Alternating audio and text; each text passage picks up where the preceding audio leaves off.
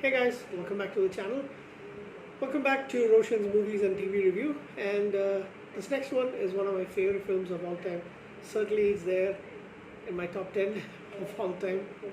It is the very best legal comedy drama movie in the entire world, and it came back in 1992. I must have watched this film at least 20 times, including today. I am, of course, talking about My Cousin Vinny, one of the best films, according to me. And I was watching a review by a lawyer who does this analyzing a lot of movies with, the main theme being the legal courtroom drama and all that stuff. And he's given it an A. He says a lot of things, except for a couple of things, everything is actually accurate. So that's amazing. And he also says on some other reviews that I read, yes, that it's pretty true to what you're allowed to do and what is happening in courtrooms. So, despite the funny theatrics. So, the movie My Cousin Vinny stars Joe Pesci, Ralph Macchio, Marissa Tomei, Michael Whitfield, Lane Smith, Bruce McGill, and the final performance of Fred Gwynne. I'll have to look back and see what other movies I remember him from, but I remember him from this movie as well as Pet Sematary. Excuse me. Marissa Tomei was fantastic in this film, as was Joe Pesci.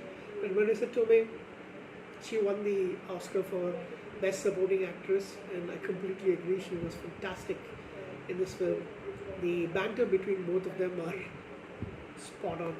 It's absolutely amazing. So basically, the story of two young New York men. I think they're going to attend college from New York to UCLA for postgraduate courses, I guess.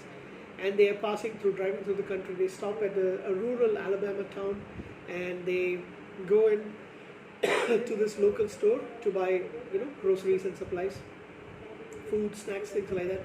Accidentally, Ralph Macchio's character, who's Bill Gambini, he puts a can of tuna. He was struggling with a few things. He puts a can of tuna in his pocket, and he forgets to pay for it. They paid for everything else. On their way out, they're driving back on the road. He realizes that he's put it in, and they wonder whether they get any trouble. And then suddenly there's a cop behind them, the sheriff from the sheriff's office, and he stops them, makes them put their hands up, has them step out. And what happened is they confuse. There's a little bit of communication gap happening over here, or miscommunication happening. The clerk got shot immediately after they left by two guys who kind of fit their same description and were driving a convertible sedan in the metallic green mint green paint. And they were identified by three people who live near the Sack of Suns. That's the store name. I keep forgetting the name of the store.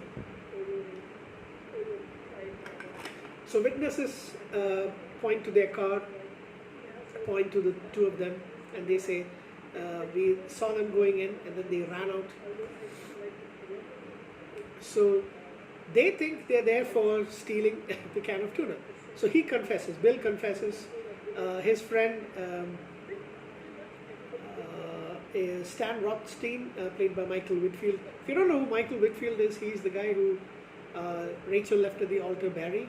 He was a dentist. So he's there in the first season of Friends.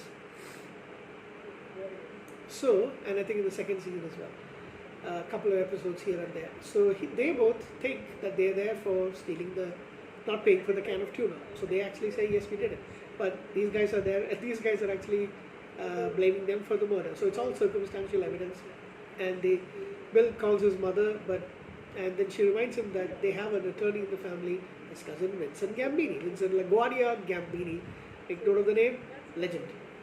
So Vincent, with his fiancée Mona Lisa Vito, played by, of course, the lovely Marissa Tomei, Joe Pesci and Marissa Tomei, they stand out like a sore thumb. They stand out so much because they're wearing leather. They are complete New Yorkers, Brooklyn, Bronx, that kind of area, and they are now in rural Alabama.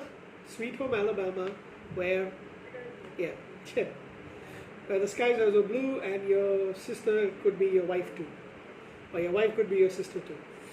Anyway, so the problem is Vincent Gambini has got lots of street smarts. He's very smart. He knows the law, but he has never been to trial. He has failed the bar exam multiple times, and he only got through on the sixth attempt. And he used to be an actor. However, he had this incident with a judge who took, kind of like friendly, kind of took like kindly to this person and took him under his wing a little bit. So he decided to become a lawyer. So that's how he ends up becoming a lawyer and taking care of this case. Now, initially, his inexperience really shows out. He does not cross-examine any of the witnesses in the preliminary hearing, and Stanley isn't very confident. Of course, I'm not going to go through the entire thing, but yes, finally he does show that he is pretty smart. He goes and not debunks, but he basically pushes the eyewitnesses' testimony into the water because there's a lot of mistakes that they made, and it's superbly done. Cross-examination is actually when it's his turn to call the witness, he does it really well. Excuse me.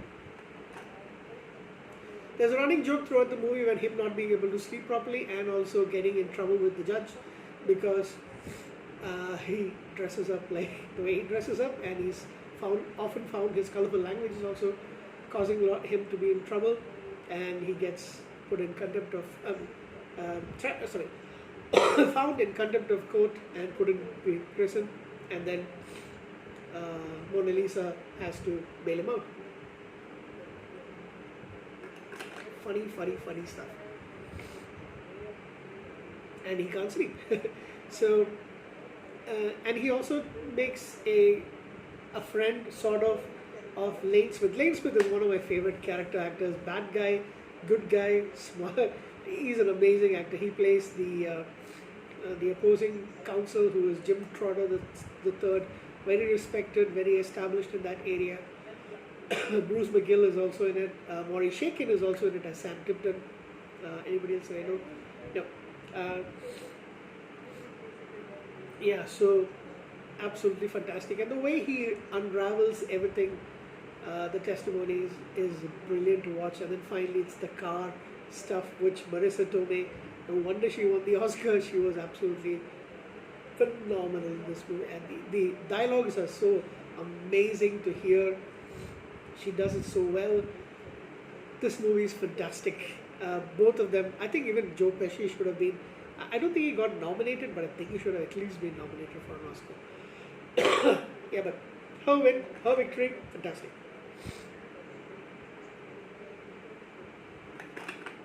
Yeah. What will I give this movie? 9.5 out of 10. I want to give it a 10, but yeah. 9.5 out of 10. As a comedy, nostalgic favorite, yes, I might say 10 out of 10, but otherwise I would say 9.5 out of 10. Movie was made on a budget of just $11 million and it only made $64.1 million. However, it is now a cult classic. It is, like I mentioned, one of the best comedy movies of all time. It is a fantastic legal angle movie, as you want to call it. Superb. I love it. Absolutely brilliant. Fun movie. Everybody's brilliant in this, but especially Ralph Macchio, Marissa Tomei, Joe Pesci, and Lane-Smith, as well as Fred Gwynne, who passed away. I think that was his last movie. Thank you guys. 9.5 out of 10 for me, for My Cousin Vinny. I wish they had done a sequel. Bye.